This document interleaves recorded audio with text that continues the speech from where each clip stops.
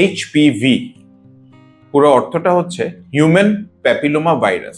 এই শব্দটা আমাদের কাছে বেশ অপরিচিতই, কিন্তু এই হিউম্যান প্যাপিলোমা ভাইরাস দিয়ে যে ডিজিজটা হয় সেটা আবার আমাদের সকলেরই খুব পরিচিত একটা নাম।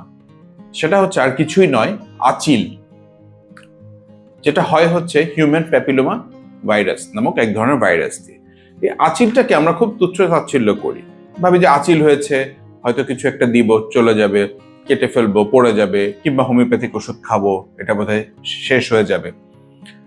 এই আচিল থেকে কিন্তু অনেক কমপ্লিকেশন হতে পারে। আমরা 3-4 বছর আগে ট্রি ম্যান নামক একজন মানুষের কথা জানি। তার হাত পা গুলো অনেক শেকড়ের মতো গজিয়ে গিয়েছিল। ওনার কিন্তু এই হিউম্যান প্যাপিলোমা ভাইরাস দিয়ে ইনফেকশনটা হয়েছিল।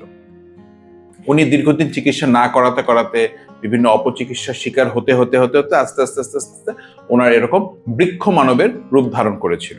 আবার এই আচিলে যদি মহিলাদের হয়, সেক্ষেত্রে দেখা যায় যে তাদের সিএ সার্ভিক্স নামক এক ধরনের ক্যান্সার হওয়ার সম্ভাবনা থাকে, যেটা কিনা মারাত্মক ঝুঁকির কারণ। হিউম্যান প্যাপিলোমা ভাইরাসের বেশ কিছু স্ট্রেইন থাকে, 1, 2, 3, 4 করে 100-র কাছাকাছি স্ট্রেইন থাকে।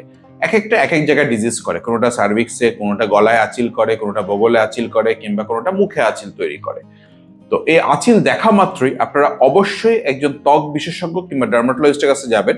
আচিল কিন্তু খুব সহজেই লেজার, ইলেকট্রোসার্জারির মাধ্যমে কিংবা ক্রায়োসার্জারির মাধ্যমে সম্পূর্ণরূপে নিরাময় সম্ভব।